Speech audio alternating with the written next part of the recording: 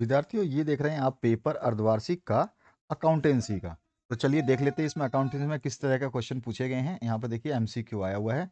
पहला क्वेश्चन पूछा गया, आय व्यय खाता प्रदर्शित करता है, income and expenditure account reveals. तो उस पर क्या बताता है वो? सरप्लस और डेफिशिएंसी, यानी अधिक के और कमी दोनों को बताता है। तो ए ऑप्शन जो है इसका राइट ऑप्शन हो जाएगा। आगे पूछा गया, फर्म के लिए पूंजी पर ब्याज जो है वो क्या होती है? तो लॉस होती है, हानि होती है। यदि नया साझेदार ख्याति की रकम नकद लाता है तो उसे बांटा जाता है। हम सारे आपके मॉडल पेपर सॉल्व करवा रहे हैं, मैंने मैक्सिमम सॉल्व कर दिए, एक दो बचे हुए हैं जो आपके इकोनॉमिक्स बचा हुआ और एक अकाउंटेंसी बचा हुआ है और एक फिजिक्स बचा हुआ है। तीन ही पेपर मॉडल पेपर बचे हुए हैं, इसके अलावा सारे मॉडल पेपर्स आपके सॉल्व कर दिए गए हैं, तो उनको जरूर देख लेना। अगला प्रश्न पूछा गया है, यदि नया साझेदार ख्याति की रकम नकद लाता है तो उसे बांटा जाता है, तो उसको त्याग अनुपात के अनुकूल बांटा जाता है। नेक्स्ट जो क्वेश्चन है इसमें क्या पूछा गया है? वसूली खाता है। तो वसूली खाता क्या है? हमारा आंसर हो जाएगा, वसूली खाता जो है नाम मात्र खाता होता है, नॉमिनल अकाउंट होता है। निम्न में से कौन सा रोकड़ का स्रोत नहीं है? तो हमारा आंसर क्या हो जाएगा? मशीन का क्रय जो है वो क्या नहीं है? सोर्स ऑफ कैश नहीं है। समस्त ऋण पत्रों के शोधन के पश्चात ऋण पत्र शोधन संचयन को हस्तांतरित किया जाता है। आंसर हो जाएगा हमारा, इसको करते हैं सामान्य संचयन खाता, यानी कि जनरल रिजर्व में। तो जो नेक्स्ट क्वेश्चन है उसमें देखिए क्या पूछा गया है। ए बी सी लाभ हानि जो है 2-3-2-1 के अनुपात में बांटते हैं हुए साझेदार हैं। सी, यानी कि सी जो है वो अवकाश ले लेता है, तो लाभ हानि क्या होगा? देखो आपका जो है पुराना जो है यहाँ पे आपको दिया क्या गया है ए बी सी का, तो हम लिख लेते हैं ए बी और सी। ए का आपको दिया हुआ है 3 और बी का दिया हुआ है 2 और सी का दिया हुआ है 1। इसमें से सी चला जाएगा तो बचा क्या है? ए बी, यानी कि 3:2 जो है ये आपके पास में इसका आंसर आ गया। सीधा सीधा, बिल्कुल सीधा सीधा लिखा हुआ है, इसमें कुछ करना नहीं है आपको। तो लाभ हानि का जो है आप कैसे निकाल देंगे? टोटल कितना अपना 3 2 5 और 1 6, तो 3/6 हो गया और एक 2/6 हो गया। अब इसको हम काट देते हैं, 3 एकम 3 और 3 दूनी 6, और यहाँ पे आ गया आपका 2 एकम 2 और 2 3 6, 1/2 और 1/3। ठीक है, यही आ गया। और साथ ही साथ देखो, बिल्कुल 6 6 बराबर हो गया ना, तो 3:2 ही आया ना आपका आंसर, तो क्या हो जाएगा? डी ऑप्शन जो है हमारा करेक्ट हो जाएगा, 2:3। अगेन हम बात करते हैं अब नेक्स्ट क्वेश्चन की बात। इसको ज़्यादा सॉल्व करने की जरूरत नहीं है, सीधा सीधा इसने बोला क्या है, कॉमन सा क्वेश्चन है कि इसमें सी जब चला जाएगा तो उनका रेशियो जो है बी और जो ए और बी बचेंगे उसी के रेशियो में डिवाइड हो जाएगा। यहाँ बोल रहा है आरक्षित या संचित पूंजी निम्न का भाग है। किसका भाग होता है आरक्षित या संचित पूंजी? ना मांगी गई पूंजी का, यानी अनकॉल्ड कैपिटल का भाग होता है। चालू अनुपात जो है, करंट रेशियो जो है, इसमें पूछा गया आपसे चालू अनुपात है। देखते हैं आपने कितनी तैयारी करी, इसका आंसर कमेंट में हमें बता देना। नेक्स्ट जो क्वेश्चन है उसकी बात करते हैं। कंपनी के स्थिति विवरण में छोटे औजार को किस शीर्षक के अंतर्गत दिखाया जाता है? इसका क्या आंसर हो जाएगा आपका? तो इसको जो है हम चालू संपत्तियों के अंदर दिखाते हैं, करंट एसेट के अंदर दिखाते हैं। नेक्स्ट जो है इसमें डैश अनुपात की गणना साझेदार के प्रवेश के समय की जाती है। तो यहाँ पे हमारा क्या हो जाएगा? नया अनुपात की गणना जो है साझेदार के प्रवेश के समय की जाती है, यहाँ पे नया आ जाएगा। उसके बाद में डैश इज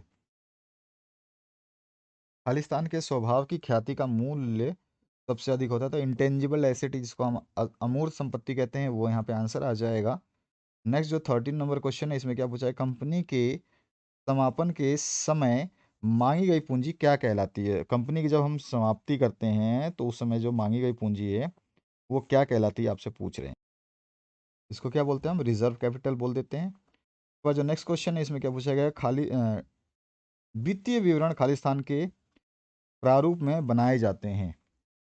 रेवेन्यू फर्स्ट या फर्स्ट रेवेन्यू के जो है ये बनाए जाते हैं। उसके बाद में क्षैतिज विश्लेषण जाना जाता है, किस नाम से जाना जाता है ये आपको बताना है। कि हॉरिजॉन्टल जो आपका एनालिसिस है वो किस नाम से जाना जाता है? तो सभी को पता होना चाहिए, ट्रेंड एनालिसिस के नाम से जाना जाता है ये। उसके बाद आ जाइए नेक्स्ट क्वेश्चन पे। यहाँ पे क्या पूछा गया आपसे? प्रारंभिक स्टॉक प्लस क्रय प्लस प्रत्यक्ष व्यय खालिस्तान बेचे गए माल की लागत होती है। तो यहाँ पर क्या, opening stock plus purchase plus direct expenses जो है ये किसके कॉस्ट होते हैं आपके? ओपनिंग स्टॉक प्लस में नेट परचेज प्लस में डायरेक्ट एक्सपेंसेस इसमें जो है आपका कॉस्ट ऑफ गुड आ जाएगा। ठीक है, माल का जो है कॉस्ट आ जाता है। तो कॉस्ट ऑफ गुड्स है ना, यहाँ पे आ जाएगा ओपनिंग स्टॉक पर प्लस में परचेस, ओपनिंग स्टॉक परचेज हो गया आपका। ठीक है, प्लस में आपका क्या दिया है, डायरेक्ट एक्सपेंसेस दिया गया है। अब इसमें से आप माइनस क्लोजिंग स्टॉक निकाल दोगे। ठीक है, माइनस क्लोजिंग स्टॉक। इसके बाद जो नेक्स्ट क्वेश्चन है, इसमें क्या पूछा गया है, excess of current asset over current liabilities is called. तो यहाँ पे सीधा सीधा आपसे क्या पूछा है कि एक्सेस ऑफ यानी कि चालू संपत्तियों का चालू दायित्व पर जो है आधिक्य क्या कहलाता है, ये आपसे सीधा सीधा पूछा गया है, बस और कुछ पूछा ही नहीं गया। तो सिंपलेस्ट क्या बोलते हैं हम इसको, तो हम इसको बोल देते हैं वर्किंग कैपिटल। ठीक है, कार्यशील पूंजी। अब इसके बाद आते हैं नेक्स्ट क्वेश्चन पे। यहाँ पे आय व्यय खाते की प्रकृति कैसी होती है ये बता देना है। उन विधियों के नाम बताने हैं जिनके अनुसार साझेदारों के पूंजी खाते बनाए जाते हैं। उसके बाद में इसमें पूछा गया है मृतक साझेदार के निष्पाद को अद्यत राशि पर ब्याज किस दर से देय होता है। और नेक्स्ट जो है वसूली खाता क्यों बनाया जाता है, ये आपको बता देना है। नेक्स्ट पार्ट में क्या पूछा गया, वसूली खाते के बाद में वाहक ऋण पत्र से क्या अभिप्राय है। नेक्स्ट जो क्वेश्चन इसमें पूछा गया है, इसमें कूपन दर क्या होती है ये आपको बता देना है। कूपन रेट क्या होती है, और सरकारी कंपनी की परिभाषा जो है आपको दे देनी है। अंश आवेदन खाता किस प्रकृति का होता है, किस प्रकृति का ये खाता होता है।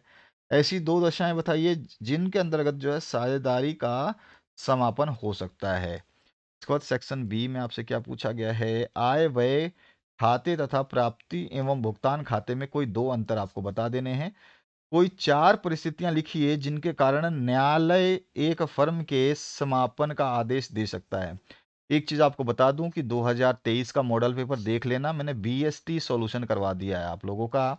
आने वाले समय में इकोनॉमिक्स और आपका अकाउंटेंसी का जो मॉडल पेपर बोर्ड ने जारी किया है अकाउंट्स, उसको भी हम सॉल्व करवा देंगे। तो इनको आपको चिंता करने की आवश्यकता नहीं है, बस आपके जैसे ही हाफ ईयरली खत्म होते हैं तो इन सभी पेपर्स को सॉल्व करवा दिया जाएगा। मैक्सिमम केवल 3 पेपर बचे हुए हैं, आपका इकोनॉमिक्स बचा हुआ है, एक अकाउंटेंसी बचा है और दूसरा बचा हुआ है फिजिक्स। ठीक है, साइंस वालों का फिजिक्स बचा हुआ है, और जो अकाउंट्स के लोग हैं जो बच्चे हैं उनके लिए इकोनॉमिक्स बचा हुआ है और अकाउंटेंसी बचा हुआ है, क्योंकि बीएसटी बिजनेस स्टडीज व्यवसाय अध्ययन हिंदी और इंग्लिश मीडियम में हमने करा दिया है। अगला जो पार्ट है इसमें क्या बोल रहा है, विजय एंड सन्स का वर्ष 2021 का शुद्ध लाभ जो है 80,000 रुपये है, और इस फर्म का जो विनियोजित पूंजी जो है वो 4 लाख रुपए है। तो इसी प्रकार से अन्य फर्मों के सामान्य प्राय की दर जो है 15% है। फर्म की ख्याति की गणना कीजिए और ख्याति अभिलक्षणों के 5 गुने के बराबर हो, ये आपको बता देना है। थोड़ा सा क्वेश्चन पेपर ब्लर है, और बकाया मांग और अग्रिम मांग जो है इसको स्पष्ट कर देना है आपको। ममता तथा जो है यहाँ पे मन्नू है, मन्नू 5:3 के अनुपात में लाभ जो है विभाजन करते हुए एक फर्म में साझेदार हैं, और उन्होंने रेखा को नई साझेदार बनाया है। रेखा एक जुड़ी हुई है, उसका नया लाभ हानि अनुपात जो है वो 4:2:1 निश्चित किया गया है। तो ममता और मन्नू का त्याग जो है अनुपात आपको निकाल देना है। अगला जो क्वेश्चन है, 31 मार्च 2021 को समाप्त होने वाले वर्ष के लिए श्याम के आहरणों के पर निम्नलिखित दशाओं में 10% वार्षिक ब्याज की गणना आपको करनी है। अब दशाएं क्या दे रखी हैं, दशाएं नीचे जो है आपको दे रखी है ए और बी। ठीक है, इसके बाद में एक्स वाई जेड जो फर्म में 4, 5 और 6 के लाभ हानि जो है बांटते हुए साझेदार हैं। एक्स के अवकाश ग्रहण करने के पश्चात में वाई और जेड के जो भविष्य में लाभ हानि होगी वो कैसे बांटते हैं वो आपको बता देना है, जिसमें उन्होंने निश्चय किया। और उस दिन फर्म की पुस्तकों में सामान्य संचयन का शेष जो है वो 75,000 और लाभ हानि खाते का शेष जो है 30,000 था। तो फर्म की पुस्तक में जो है आपको बता क्या देनी है, देख सकते हैं यहाँ पर जनरल जो है जनरल प्रविष्टियाँ कर देनी है, जनरल एंट्री पूछी गई है। नेक्स्ट जो क्वेश्चन है इसमें क्या पूछेगा, प्रतिभूति प्रीमियम की राशि के दो उपयोग जो है आपको बता देने हैं। और एक्स लिमिटेड ने जो है 1 लाख अंकित मूल्य के 1,000 स्वयं के ऋण पत्रों को खुले बाजार में 97 पर तुरंत निरस्त करने के लिए जो है क्रय किया। जनरल प्रविष्टियां दीजिए। प्रत्येक ऋण पत्र का जो है अंकित मूल्य वो 100 रुपये हो। इसके बाद जो है फर्म के विघटन पर निम्नलिखित व्यवहार में जो है रोज नामाचा दीजिए। और इसके बाद में आपको दो ऑप्शन दिए गए हैं। गैर अभिलेखित दायित्वों का भुगतान जो है 3200 रुपये है।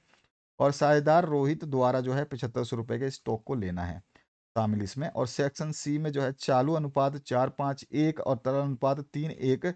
और स्टॉक जो है 36,000 है। तो चालू संपत्तियों और चालू दायित्वों को जो है परिकलित यानी कि निकालना है आपको। 31 मार्च 2017 को आनंद लिमिटेड ने निव्वल आय 5 लाख थी। उसकी निव्वल आय जो है 5 लाख थी। और वर्ष के दौरान हास जो है वो उसको नुकसान कितना हो गया, 2 लाख। साथ ही परिसंपत्ति बेचने पर 50,000 रुपए का लाभ भी हुआ, जिसे लाभ हानि विवरण में हस्तांतरित किया गया। वर्ष के दौरान व्यापारिक प्रायों में 40,000 की वृद्धि हुई और व्यापारिक देयताओं में जो है 60,000 रुपए की वृद्धि हुई। अप्रत्यक्ष विधि द्वारा परिकलित करना है आपको रोकड़ प्रवाह की गणना। उसके बाद जो नेक्स्ट क्वेश्चन है इसमें क्या पूछा गया है, क्षैतिज व लंबवत विश्लेषण में कोई 3 अंतर आपको बता देने हैं। इसके बाद जो है यहाँ पर छोटा सा विवरण दिया गया है। इसके हिसाब से आपको तुलनात्मक माप विवरण तैयार करना है। कंपैरेटिव इनकम स्टेटमेंट जो है तैयार कर देना है। यहाँ पर आपको दिया गया है विक्रय दिया गया है, बेचे गए माल की लागत दी गई है, अप्रत्यक्ष व्यय और आयकर दिया गया है, इनकम टैक्स दिया गया। अगला जो प्रश्न है इसमें क्या पूछा गया आपसे, ए बी और सी जो है दो 1 और 1 के जो अनुपात में लाभ को बांटते हुए साझेदार हैं। और चिट्ठा 31 मार्च 2021 को निम्न था, जो कि यहाँ पे दिया गया है। अब इसके हिसाब से जो है ये 1 अप्रैल 2021 के लाभों को बराबर बराबर बांटने का जो है निर्णय लेते हैं। यह भी तय किया गया कि उसी तिथि को फर्म की ख्याति का मूल्यांकन जो है 36,000 पर किया गया है। साझेदारों के पूंजी खाते तैयार करने हैं। इसके अथवा पार्ट में भी आपको क्वेश्चन दिया गया है, जिसमें सचिन और धोनी एक व्यवसाय के लाभों को जो है 5-3 में बांटते हैं। और वे कोहली को जो है लाभों में 1/4 हिस्से के लिए शामिल करते हैं, जो कि सचिन और धोनी द्वारा बराबर दिया जाएगा। कोहली के प्रवेश के समय फर्म का जो है चिट्ठा किस निम्न प्रकार से था, जो कि यहाँ पे चिट्ठा दिया गया है। तो अब यहाँ पे क्या बोल रहा है कि कोहली के प्रवेश की निम्न शर्तें थी। कोहली ने अपने हिस्से की पूंजी तथा ख्याति के लिए जो है 30,000 रुपये लगाए थे। और फर्म की ख्याति और मूल्यांकन अधिलाभ जो है 8,000 के 3 वर्षों के क्रय के बराबर हो गया है। और मशीन फर्नीचर और स्टॉक पुनः मूल्यांकन क्रमशः 30,000, 12,000 और 8,000 रुपये पर किया गया था। आवश्यक जनरल प्रविष्टि जो आपको जनरल जो है एंट्री कर देनी है। इसके बाद जो फिर से एक्स लिमिटेड ने कुछ पैसे लगाए, 10% ऋण लिया उसने पत्रों पर और 100 रुपये प्रत्येक के अनुसार जो है निगमित कर दिया। निम्न मामलों में रोज नमाचा जो है प्रविष्टियां आपको कर देनी है, जो कि नीचे ऋण पत्रों को बैंक के 12 लाख रुपए पर प्राप्त ऋण हेतु जो है समवार्षिक प्रतिभूति में रूप में निगमित किया जाए। और दूसरा जो दिया गया है, ऋण पत्रों का निगमन जो है 10% प्रीमियम पर हुआ है ये।